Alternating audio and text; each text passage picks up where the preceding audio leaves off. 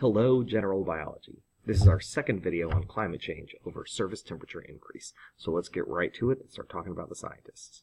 There are many scientific groups that are involved in measuring temperature and understanding climate. And that's always been important to humans for as long as we have been farming. And since we feed ourselves a lot through farming, we've been invested in keeping track of weather and keeping track of climate so that we can make predictions about what is the best way to use our land to feed ourselves in future coming years. So we've got some pretty advanced technology about how to measure temperature for those purposes. So let's look at the organizations that are involved. NOAA, the National Oceanic and Atmospheric Administration, is a group of scientists that is, they're government scientists, as in, so they use our governmental funding that we decide it's important for them to do this job. So we collect taxes and we give them some of that money so that they can do the best they can to tell us what the temperatures are like and what the weather is going to be. And they are world pros at this.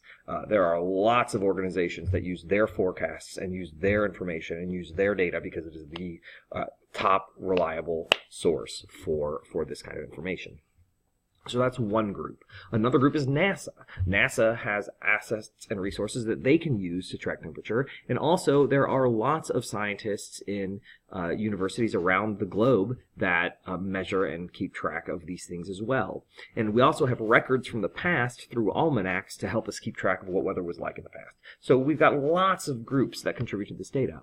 NOAA uses satellites and other weather detecting equipment and thermometers, and NASA has access to satellites, and the universities have access to whatever equipment that they have that they've invested in. So what have they found? Well, when they go back from 1880 and compare it to modern time, they find that there has been an increase in temperature of about 1 degree Celsius from the past until today. And this is pretty consistent from all of the different organizations, whether it's NOAA, whether it's NASA, or whether it's other organizations, other universities. They all find about the same thing. And so some people say, well, 1 degree Celsius, there's going to be fluctuations, there's going to be transitions. That's not going to be that significant. Well, now, this is a little bit of a cartoon, but it is a cartoon based on the work of many, many scientists. So a cartoonist read the research, and then they made this picture. So the research comes from Shakun, a publication from Shakun in 2012, and Marcotte in 2013, and Annan and Hargreaves in 2013. So this is from scientific shared publications. So these inferences have been tested and they've been discussed, and there has been a consensus in climate change for a long time. These are surveys that have been happening since the 2000s, but studies into scientific agreement on human-caused global warming. And so global warming, yep, we agree. We agree in 2009. We agree in 2010. We agree in 2013. We agree in 2014. We agree in 2014. We agree in 2015. So scientists have had a consensus about global warming, that has been happening for a while now. Even these there is probably consensus further back than 2004. So these publications are in agreement with the general scientific consensus. So let's go back and take a look at what this is telling us. Well, this is a really long cartoon. We're not going to look at all of it, but we can say that, look, when the Earth's temperature was at -4 below average at 1650, well, when did it go up 1 degree?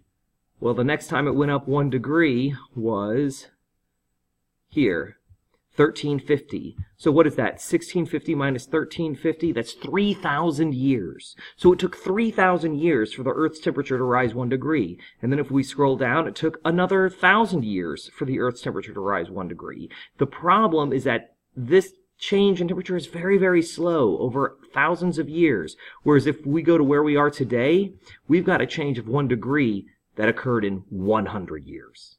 That is not the same as temperatures have changed in the past. That is dramatically different compared to how temperatures have changed in the past. And that's what these scientific organizations are seeing. The temperature of the Earth is increasing, and it's only 1 degree, so what is that to us? But it's so fast that it is way faster than it has changed in the past. And that's what's concerning to them. So what does that mean for organisms? Well, let's go straight into our review, and we can discuss the organisms then, because this video is getting long. Many scientific groups have studied temperature increase, such as NASA, the National Oceanic and Atmospheric Administration, and many university researchers. And NASA uses satellites to measure the surface temperatures. NOAA uses satellites and thermometers and other weather equipment, while the universities use whatever equipment and thermometers they have available to him.